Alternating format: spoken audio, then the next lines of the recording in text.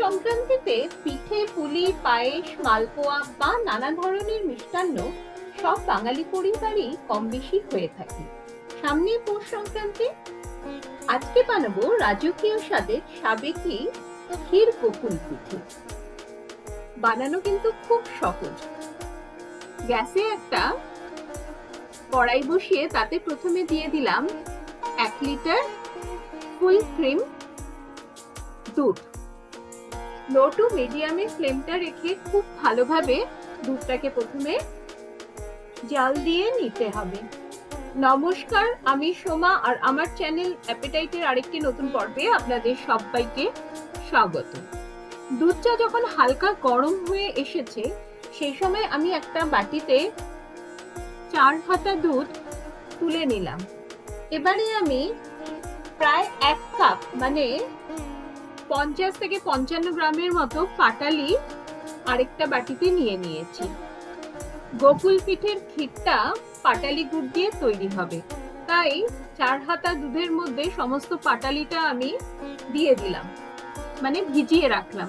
এতে দুটো কাজ হবে, গরম দুধে পাটালিটা সুন্দরভাবে গুলে যাবে, আর দ্বিতীয়ত আমার পরীক্ষা করেও নেওয়া হয়ে যাবে এই পাটালি গুড়টা দিলে দুধটা কেটে যাচ্ছে কিনা, কারণ অনেক সময় দেখা যায় দুধে পাটালি গুড় মেশালে দুধ কেটে যায়। অন্য বার্নারে একটা কড়াই বসিয়ে তাতে দিয়ে দিলাম 1/4 কাপ কোরানো নারকেল। 1 কাপের একটু বেশি, 1/4 কাপের মতো নারকেল কুড়িয়ে নেওয়া আছে। আর নিয়ে নেব 3/4 কাপ খেজুর গুড়। গোকুল পিঠেটা আমি নারকেল আর খেজুর গুড় দিয়ে তৈরি করব। শীতের এই সময়টায় বাজারে খেজুর গুড়, নলেন গুড়, পাটালি গুড় অনেক কিছু ধরনের গুড়ই পাওয়া যায়, তো আপনি আপনার পছন্দ মতো গুড় দিয়ে এটা বানাতে পারেন।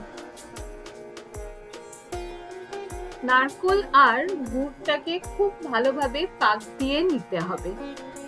গ্যাসের ফ্লেম কিন্তু এখানে লোতে করে এটা পাক দেবেন, কারণ হাই ফ্লেমে হলে কিন্তু পুড়ে যাওয়ার সম্ভাবনা থাকবে। ভালোভাবে নাড়াচাড়া করতে করতে দেখবেন মিনিট 2.5 থেকে 3 মধ্যেই গুড়টা সুন্দরভাবে মেল্ট হয়ে গেছে। লো ফ্লেমে খুব ভালোভাবে গুড়টাকে পাক দিয়ে নিতে হবে নারকেলের সঙ্গে। যখন দেখবেন যে গুড়ের জলীয় ভাবটা কমে আসছে সেই সময় এর মধ্যে দিয়ে দেব আমি 50 গ্রাম খোয়া বা মাওয়া। বাড়িতে যদি খোয়া বা মাওয়া অ্যাভেলেবেল না থাকে তাহলে আপনি 3 থেকে 4 চামচ মিল্ক পাউডার বা কালাকান্দ সন্দেশও মিশিয়ে দিতে পারেন। এটাতে কিন্তু ভীষণ ভালো একটা টেস্ট আসে। এবারে মাওয়াটাকে আমি নারকেলের পুরের সঙ্গে খুব ভালোভাবে মিশিয়ে নেব। ধীরে ধীরে মাওয়া কিন্তু গলে গিয়ে সুন্দরভাবে একটা ক্রিমি টেক্সচার এনে দেবে পুরটাতে। আচ্ছা, পুরটা কখন তৈরি হয়ে গেছে আপনি কি করে বুঝবেন?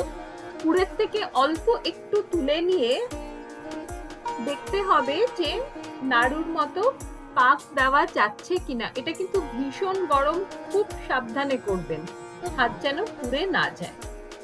হ্যাঁ, পাক দেওয়া যাচ্ছে, তবে আমার মনে হয়েছে আরো মিনিট 2 এটাকে একটু মজিয়ে নিতে হবে।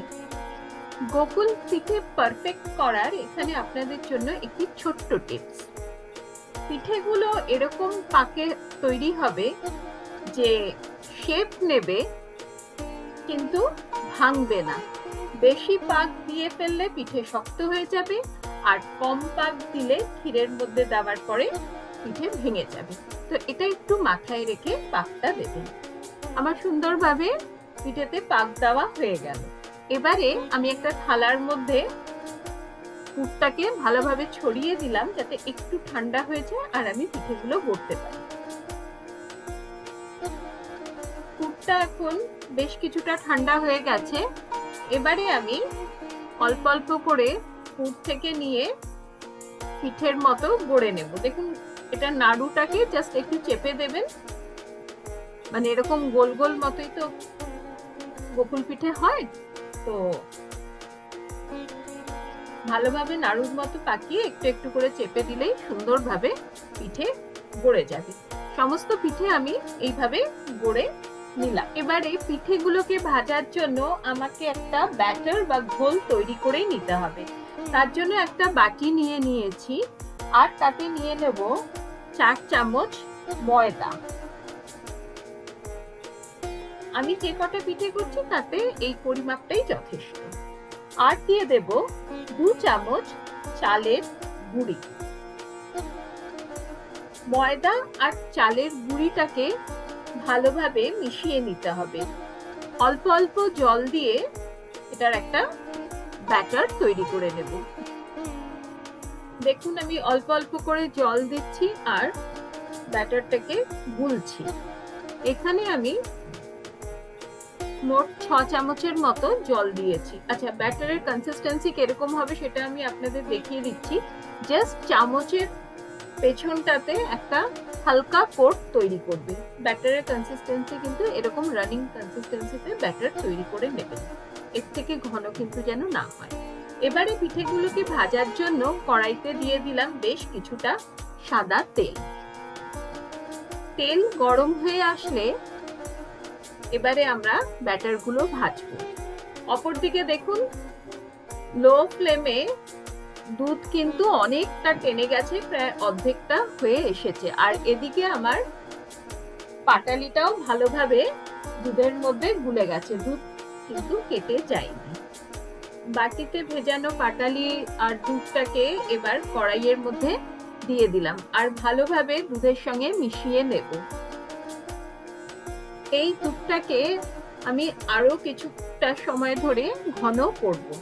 কড়াইয়ের গায়ে যে দুধের সরটা জমে যাচ্ছে সেটা কিন্তু আবার আমি চেঁচে চেঁচে দুধের মধ্যে দিয়ে দেব। আর একটু ঘন দুধ হলে ক্ষীরটা পারফেক্ট হবে। এদিকে আমাদের তেল গরম হয়ে গেছে, পিঠেগুলোকে এবারে ভেজে নেওয়ার পালা। এক একটা পিঠে এই ব্যাটার বা ঘোলের মধ্যে দিয়ে ভালোভাবে ব্যাটারটা পিঠের দুদিকে কোট করে নিতে হবে। ফর্কের সাহায্যে আমি পিঠেগুলোকে এভাবে ব্যাটারে চুবিয়ে চুবিয়ে তুলে নিচ্ছি। দেখুন একটা পাতলা জাস্ট ব্যাটারের কোট জমে আছে পিঠেগুলোর উপরে, তাই ব্যাটারটা কখনোই বেশি মোটা করবেন না। একই রকম ভাবে সমস্ত পিঠেগুলোকে ব্যাটারে কোট করে গরম তেলে আমি দিয়ে দেব ভাজার জন্য। গ্যাসের ফ্লেম কিন্তু এখন লো টু মিডিয়ামে আছে।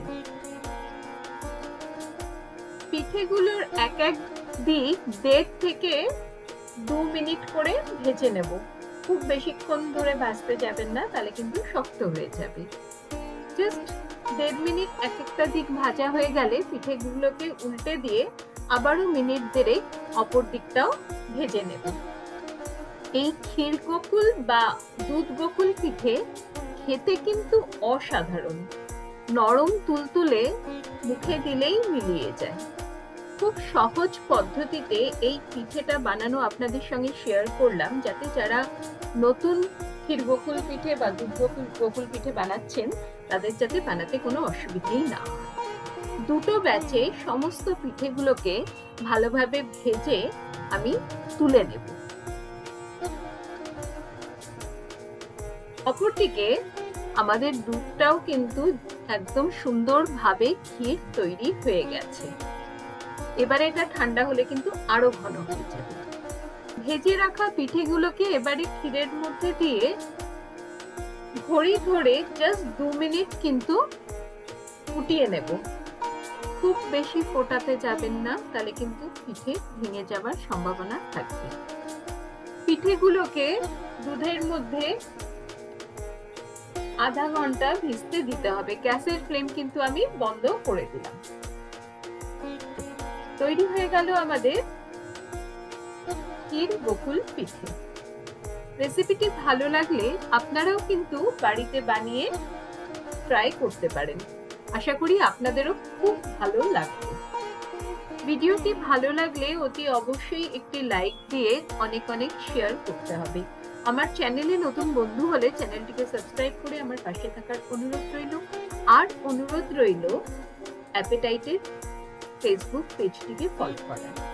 যাতে যখনই আমি নতুন কোনো রেসিপির ভিডিও আপলোড করব আপনাদের কাছে পৌঁছে যাবে।